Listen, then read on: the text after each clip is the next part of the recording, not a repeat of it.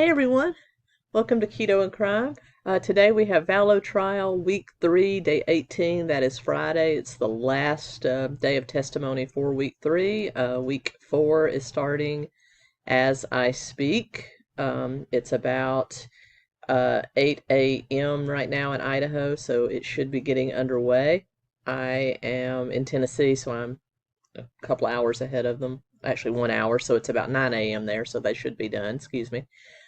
So we are talking about Friday, which was a short day. They adjourned at what would normally be the lunch break, and we know that Samantha, Tammy Daybell's sister, was back on the stand. So I will pick it up there. Just a little bit of shameless promotion here. I run this channel. I do true crime, dark history, sci-fi, and horror movie reviews and television show reviews. I do holiday trees all year long. I know I'm still stuck on Easter. It will get corrected. I had to help my mother-in-law out with a lot of gardening this weekend, so didn't get to it. But anyway, let's dive in. All right. We know that Samantha William is back on the stand with Lindsay Blake questioning her. There is a large photo of Tammy Daybell being projected for everyone to see. Blake reminds the jury that Samantha and Tammy were the only two girls in their family. They saw each other every day when they lived in Utah, and then after Tammy and Chad moved to Idaho at Chad's bequest, they sort of, didn't see each other as much, but stayed in touch quite a bit, and she said that Tammy loved working with the special needs children, that she was the secretary for that department. She also mentioned that Tammy was talented in computers. She helped one of her schools get a new computer lab. From what I understand, she was also instrumental in the publishing company that her and Chad ran, it right down to doing the graphics on the book covers. And the only thing good about those books were the covers. She did a good job. I know. If you want to see my reviews, they're right up here. Samantha recalled that Tammy had been sick with depression for a few years before her passing, but she said that 2 weeks before she died, she looked very healthy. This would be the last time she saw her. She did not look sick at all. She had been training for a foot race and was kind of like me, kind of OCD about her Fitbit and tracking everything. In fact, Fitbit data was one of the things that the FBI looked at. And Fitbit, it tracks your resting heart rate, your breathing at night, and all of that on her Fitbit was evidently within normal ranges for her height, weight, and age group. So, pretty healthy woman here. And I am not sponsored by Fitbit, but if they want to throw me a line, I'll take it. Anyway, Tammy died on a Saturday, and her funeral was Tuesday, really quick. So that's literally like 3 days. Get her in the ground. No autopsy, nothing. And according to the testimony we heard on Thursday, Chad had simply called Sam and told her that he woke up with Tammy rolling out of their bed and hitting the floor dead, and that she had been up all night coughing. So that's all we know about her death thus far. She said she also questioned Chad not only about the speed of the funeral, which he said Tammy wouldn't want all the fuss. I also don't think Tammy would want her relatives not being able to attend because it's such short notice. But anyway, and she also questioned why they were burying Tammy in Springville, Utah, rather than Rexburg, where her family was. And he said he thought it would be much better if she was down there because it's cold in Rexburg and he wouldn't get to visit her as much. Chad, you're an idiot. First of all, if you want to justify why you're burying your wife in another state, simply say it's because we lived longer there, the rest of her family is there, and I just think Tammy would want to be there, rather than that lame-ass excuse. Come on. Idiot. Samantha did say that a lot of relatives were not able to attend because it was so quick. And she also said that Chad had seemed more distant, and distant was very different. Reminds you of the last time, on Thursday, she talked about the last time she saw Tammy when Tammy dropped off her birthday present. Chad stayed in the car, Tammy would not come in, and they only stayed on the porch for about 20 minutes, almost as if Chad was like, okay, go give your sister her present and get back here because we ain't got time for this. You know, she didn't say that, but that's kind of what was implied by that. So, yeah, really, really weird. And then she was talking about when she learned that Chad had remarried, just literally 1 month to the day of Tammy's passing. And she said, you just don't get married 4 weeks after you buried your wife of almost 30 years. You just don't do that. And then she said that she learned that they were actually, I guess, married legally prior to that. So it was literally 2 weeks. She said that her and her family were devastated. Chad told Samantha his new last name was Lori Ryan and that her previous husband had died of a heart attack. Convenient, yeah. Induced by a shotgun blast. They were both grieving spouses and said they found each other. And then, of course, we know she said she found out later how her ex-husband actually died. She said she found an obituary for Charles and a comment that 𝗙𝗶𝗁 said that we will take care of JJ. After learning there were children involved, so Samantha didn't know there were children. And she said she asked Chad to please tell her about this woman you replaced my sister with. Chad told Samantha that Lori had had a hard life. Poor little Lori. Let's cue the violins. And they were trying to stay away from the stigma of what had happened. Samantha asked if Chad and Lori would be raising the kids together. He told her no, and that there were no kids. They were going to be empty nesters. Okay, then where's JJ going? You know. Ugh. So Blake had no further questions for Samantha, and Jim Archibald began cross-exam for the defense. So Archibald asked that Samantha be handed a copy of Tammy's obituary. He asked who wrote it, and Samantha said that it was put together by some of her family members. Chad had given us some information, and both herself and their parents had put it together. The obituary says that Tammy had died peacefully in her sleep. Archibald asked Samantha where she got that information, and she said from Chad. Archibald then asks about Spring Creek Book Company and if this was Chad's full-time job. Samantha said sometimes yes, but he would also work as a gravedigger at the cemetery. Spring Creek went bankrupt after a distribution issue. Deseret Books sent a bunch of extra books that had been printed that were not selling. So basically, a lot of Chad's books weren't selling. Distributor sent a bunch of them back, and they went bankrupt. He then asks when Chad and Tammy moved to Rexburg. She says she doesn't remember the exact date, but it was at least 3 or 4 years before Tammy died. Samantha said it became harder to stay in touch with Chad and Tammy, and Archibald then asked if Chad had spoke to Samantha about his near-death experiences. She says, of course, because he told everybody. She didn't say that. I'm interjecting that. And then Sam was asked to describe Chad's books. She said they were very spiritual in nature. He did make some money off of them. I don't know the exact amount. I'm going to translate it. That is, I don't need to read them. He already bored me with all those stories. They're a copy of every other post-apocalyptic novel, including the Left Behind series, and I didn't need to read them. That's what I listened to Tracy's summaries. No, I'm sorry. I don't mean to come off as somebody callous. I just need to joke occasionally because this is so horrible. And so I joke to deal with darkness sometimes. So I apologize. So then Archibald asks her if he was making money off of his books before he started going to conferences, or did the conferences come first? And she said she didn't really know that. For most cases, near-death experiences are personal, and they shouldn't really talk about them, but they did go to conferences. She said that Tammy helped Chad write his books, including doing the cover art, and she was asked, did you ever hear Tammy say, Chad, quit trying to sell books, get a real job? Samantha says she never heard a conversation like that.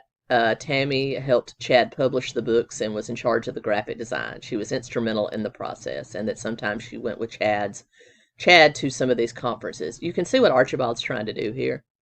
They're literally trying to set Chad Daybell up as the villain in all of this. Now, he is a villain, but he's also stupid. So I don't think,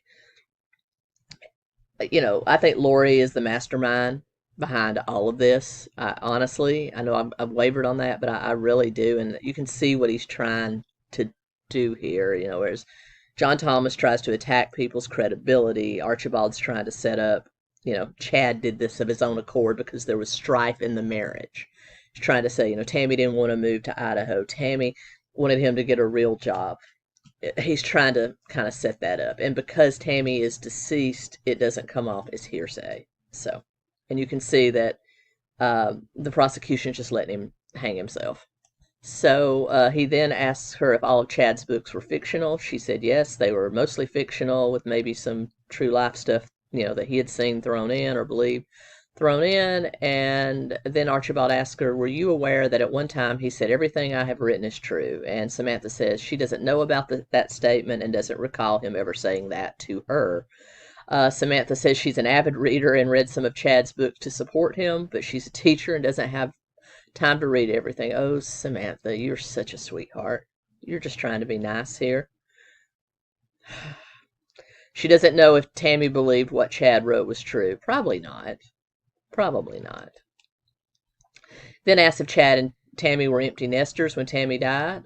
Samantha says they had one son living at home and another son on an LDS mission in Africa. All of Chad and Tammy's children were adults when she died. Archibald then asks about his previous career as a cemetery sexton, head grave digger, not to knock anybody that does that job, kind of an overseer, groundskeeper. Samantha says they oversee everything at the cemetery, the upkeep, holding people with services. Chad did this for quite some time, starting in high school as a teenager and then into his adult life. It was something he knew how to do, and it paid well. Samantha then said that he did not take a job as a sexton in Idaho, but was, I suppose, depending on his income from writing. In June 2019, she said Chad and Tammy came to stay with them to celebrate Chad's mom's birthday. And then there was a movie premiere tied to a book Chad helped write. They happened to be in town for that, and they just showed up at our door to give her her birthday present, and this was the last time she saw Tammy. What movie is tied to something that Chad wrote? I'm going to have to look into that and see if that's something I need to watch. Let me know down below if you happen to know what movie they're talking about, and we'll see if I need to watch that. He then asked her if Tammy had ever mentioned Chad's visions about her dying young, and she said never said anything of that to me, was not preparing for her death, was very happy and living a life. She then talked about Tammy texting her and talking to her about the gun incident, about the paintball incident, and they had, relished the fact it was probably a teenager, even though there is suspicion it was Alex Cox and probably not a paint gun. So anyway, because, Brandon Boudreaux. Samantha says she never met Lori because Chad and Lori left for Hawaii, and at the end of November 2019, Chad and Lori and all of Chad's kids went to Knott's Berry Farm and the beach in California. Chad's kids told Samantha about the trip. Archibald ends his questioning by saying, I'm sorry for the loss of your sister, and she says, thank you.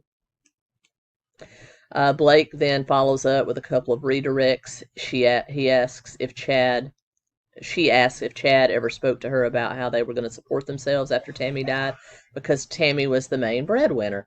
Samantha mentions there was life insurance money, and he told us his new spouse had lots of money. Chad never came around Tammy's family after he got remarried. He wouldn't even tell my parents he got remarried. He made his daughter call my mom. So Chad knew he was in it. Rachel then asked Samantha if Chad had ever told her about him having a vision that Tammy would die before she was 50. He said he never told me anything like that at all. And you want to know why? Because if my sister's husband, who I already knew was a little bit of a religious kook, said that to me, the first person I would tell would be my sister. Because that's just spooky. Ugh. And then the witness is tendered. Samantha leaves the witness stand. and the reporter, because I read the reporter's notes as well as listen to the recordings, noted that Larry and Kay Woodcock are hugging each other as she leaves the courtroom with her husband. Prosecution calls its next witness, Fremont County Sheriff's Office Deputy Colter Cannon, with Miss Rawlings questioning Cannon. Cannon had been a deputy for 9 years. He was working a 12-hour shift on October 9th, 2019. He was called to 200 North Valley, 1900 East in the county for a report of a suspicious individual who had pointed a paintball gun at a lady. He said he took the call. It took him about 6 to 7 minutes to get to the Daybell property, and he drove with his police lights activated but shut them off as he approached the house so the suspect would not see him coming. Joseph Murray, Tammy's son-in-law, and Tammy Daybell both called 911 or dispatch for that scenario. He said that he had received a description that the shooter was a man wearing all black with a black ski mask. He drove around to see if he could find anyone that fit that description. He could not. He then knocked on the door. Tammy, Chad, and Garth Daybell were there, but Tammy came to the door. Cannon says that Tammy was a little nervous but not shaken up. She said she had returned from the grocery store and was unloading the grocery store, and then there was a man wearing all black standing there. She asked what he wanted. The man then fired 2 shots at her. She screamed for Chad, and the man took off. Tammy thought it might be her son because they had the same build. Cannon says Chad and Garth did not seem upset and were calm. Spooky. He then spoke to Joseph Murray, Tammy's son-in-law, who was cutting wood from the front of his yard, and he said he heard Tammy scream and call 911. It happened a little before 9 p.m. He said it wasn't super dark, it was just late dusk. He said he looked on the ground for shell casings, could not find anything. Cannon says Tammy was pretty convinced it was a paintball gun. On January 3rd, 2020, Cannon helped the FBI rake through the snow at Chad's house to locate any shell casings. None were ever found. There was no evidence of paint anywhere. Rawlings says she has no further questions for Cannon. 𝗟𝗏𝗍𝗿 is cross-examining. He asks Cannon what Cannon did the night of October 9th. Cannon said that Tammy did not have any paint on her and there were no signs of paint in the area. You look for bullet holes in a car, 𝗟𝗏𝗍𝗿 asked, and Cannon said he looked in the immediate area for shell casings and found nothing. So he is released from a witness at that point. Next, Deputy, Fremont County Deputy, who is a 911 dispatcher, Helena, I'm going to mispronounce her name, so I'm just going to say Helen K, is the next witness, and she was the 911 dispatcher that took that call that night, and Miss Rawlings is also questioning her. She said she has been a dispatcher for over 2.5 years and was a supervisor. She took 911 calls and dispatched both ambulance, fire, and police as needed. She talked about how they store the 911 calls and how they can be easily retrieved. She said the first call for the Daybell incident came in around 9:30, 9:45 toward the end of the dispatcher's shift. The next call came in around 5 minutes later. Helen K did not know Tammy Daybell, but knew she was the librarian at the school, the local school.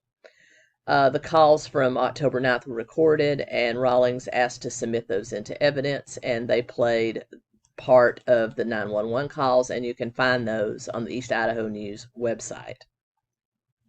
And basically, they are told they will dispatch a deputy to the home immediately.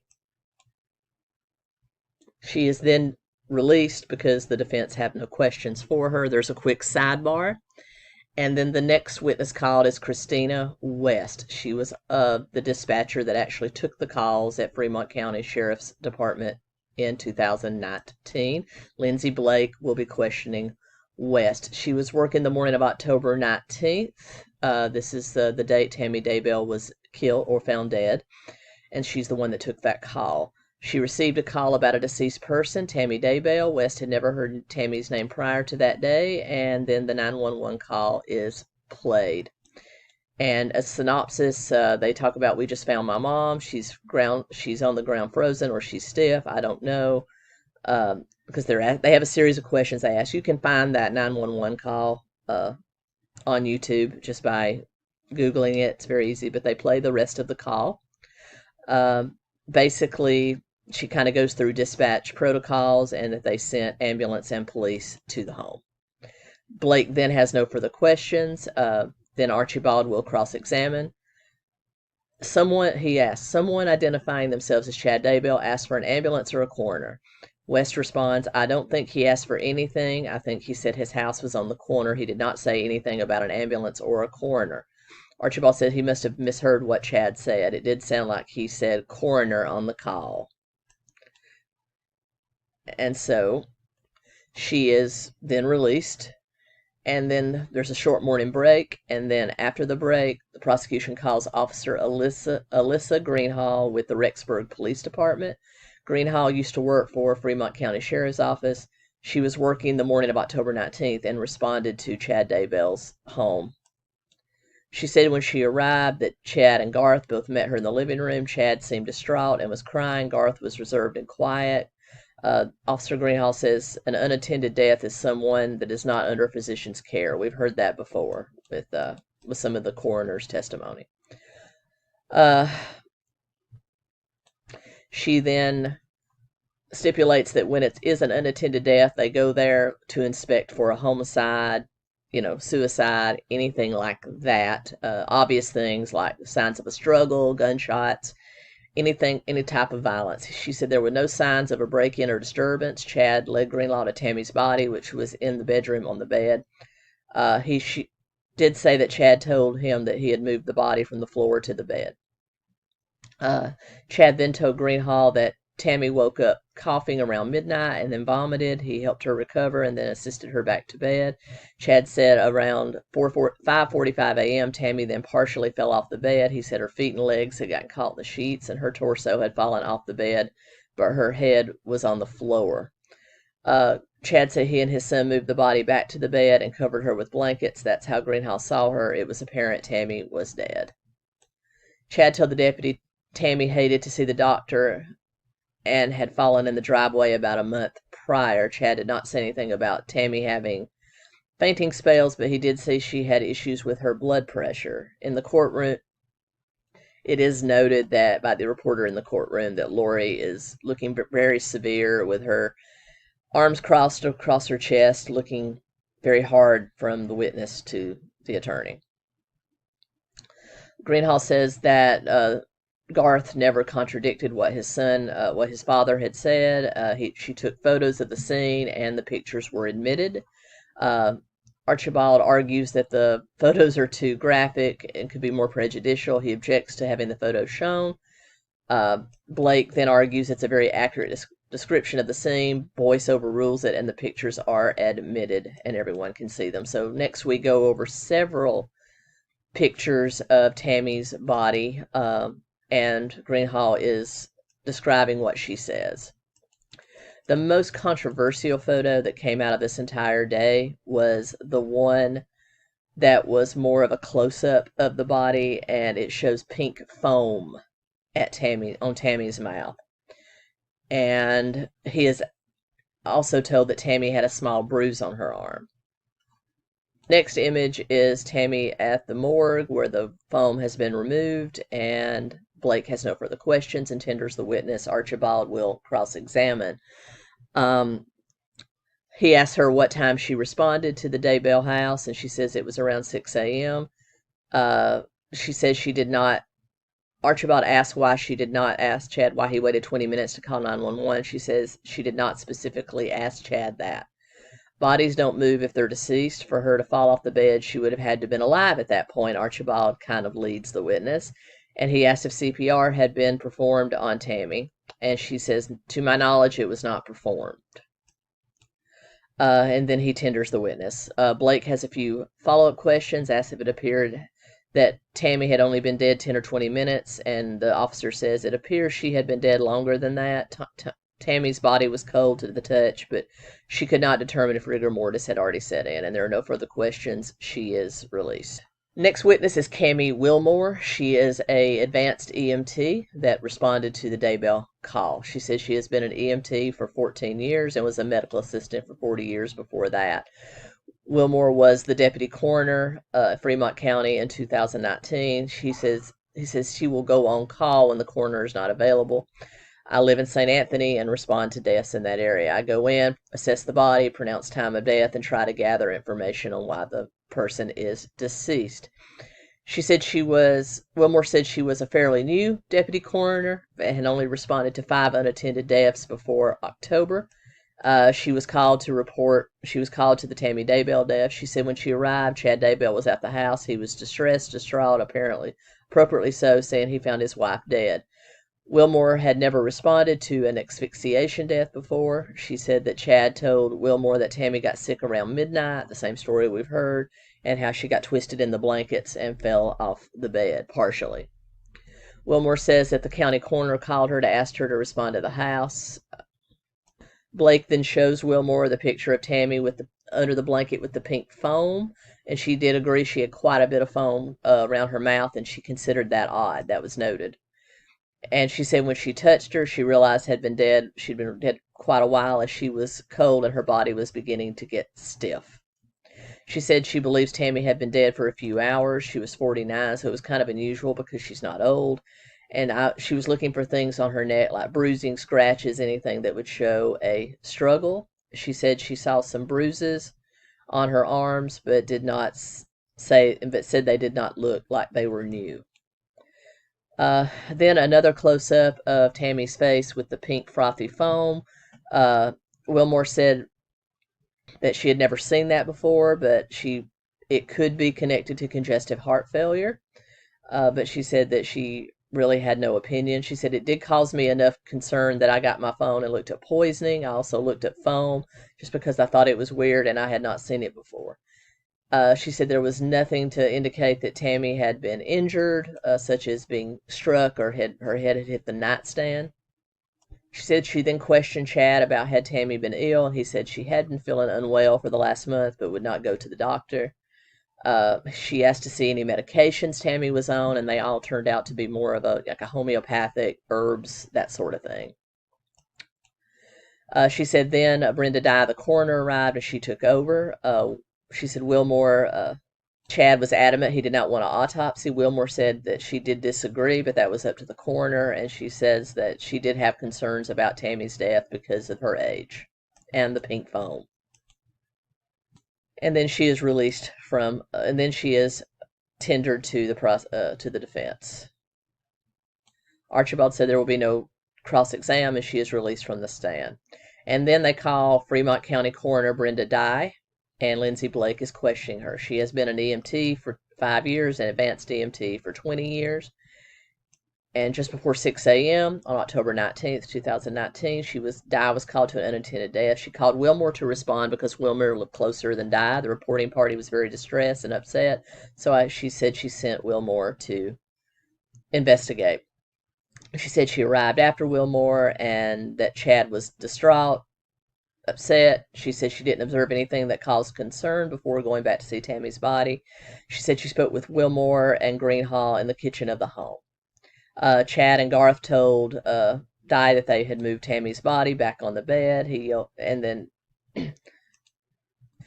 And then basically relayed the same story about her being sick and blah, blah, blah. Dye says there was a blood-tinged sputum coming from Tammy's mouth. Before the call, she said she had responded to 20 deaths. None of them had been death by asphyxiation. As an EMT, Dye had seen the sputum before. She said she noticed a kitchen hand towel that Chad had used to wipe her face. Dye also used a towel to wipe the sputum, but it kept coming out of Tammy's mouth. Dye said there was a lot of lividity on Tammy's back where the blood pools at the lowest point of the body due to loss of circulation. Then there were pictures shown of Tammy's body after she died. In one of the photos, you can see the bruising on the upper right arm. When Dye mentioned the sputum to Chad, it's then that Chad told her that Tammy had had leg convulsions and that she had seizures. He did not volunteer this information until Dye was asking about the sputum.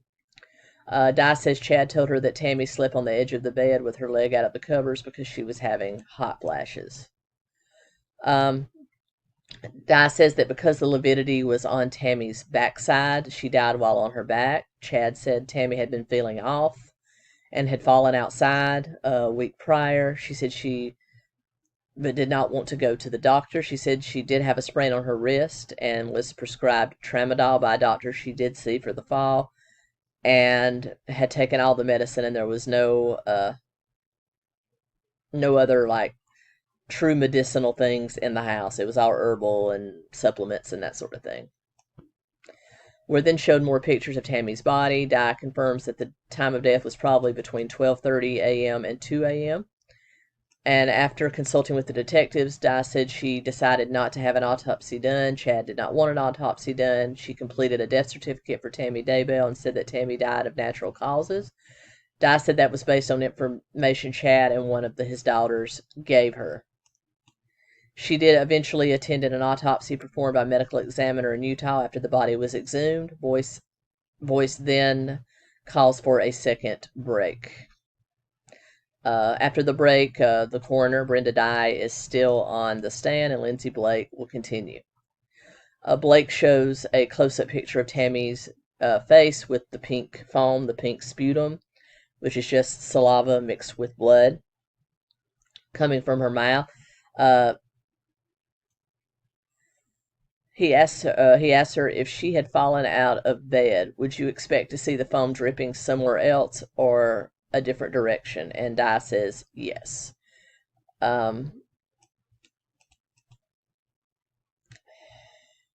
He then asks if Dye intends to modify the death certificate in Cammie's case. Dye says yes. She will change the cause of death to asphyxiation with the manner of death homicide. Blake has no further questions, and Jim Archibald will then conduct cross-examination. Archibald asks if Dye has changed the death certificate. She said she has not, pending trial. Archibald says what will change at the trial. Dye says when she spoke with Vital Statistics, the cause of death is pending until she changes it. Archibald then asks about the time of death and has she changed the time of death, and she says no, still between 12:30 and 2 a.m. She says the original cause of death was pulmonary edema and the matter of death was natural causes. He asks why she has not yet changed the certificate, and she says because she was waiting the medical examiner who performed the autopsy's review. She said that overall she believed what Daybell had told her, and the son had told her, and the daughter had told her about that night, and did not see it as being suspicious. She is then released from the stand. Next up is Spencer Cook, who was the technology director for the school district where Tammy Daybell worked. They have some very quick questioning about how many emails Tammy had received in certain time periods and kind of what her own digital trail was like. He then talks about an email from Charles Vallow that was in Tammy's deleted folder. Cook says that Charles' email address was blocked in her email. So evidently Charles had reached out to Tammy, letting him know about the affair with Lori, and she had chosen to just delete and block him. There are no further questions for Cook, and there is no direct exam, so he is no cross-exam, so he is released from the witness stand. Next witness was 𝗙𝗂𝘀 Harris, who was Tammy Daybell's clogging teacher and also worked with Tammy at the school. Spencer Rammel will question Harris. Harris said that Tammy was in the clogging class from the end of August, early September until the time of her death, that each clogging class was 60 minutes long. Says clogging is, very, very close to tap dancing, kind of a clogging's cool. Just Google it. It's very cool. Very fast-paced. I took clogging as a child. She says that in her observation, Tammy never fell behind or quit because of exhaustion, and that she was consistent with the rest of her group. So, Montsemana, she's in decent shape. Harris attended a fitness class with Tammy in late September and said they were doing very high-intensity stuff, jumping jacks, burpees, a lot of up and down, and said that she never had any limitations, any issues with the high-intensity exercise. Plus, she was an avid runner and walker. She is then released from the stand with no cross-exam. The next witness is Shanna Miller. Miller was on the committee to interview Tammy at the school and took a fitness class with Tammy and her daughter twice a week.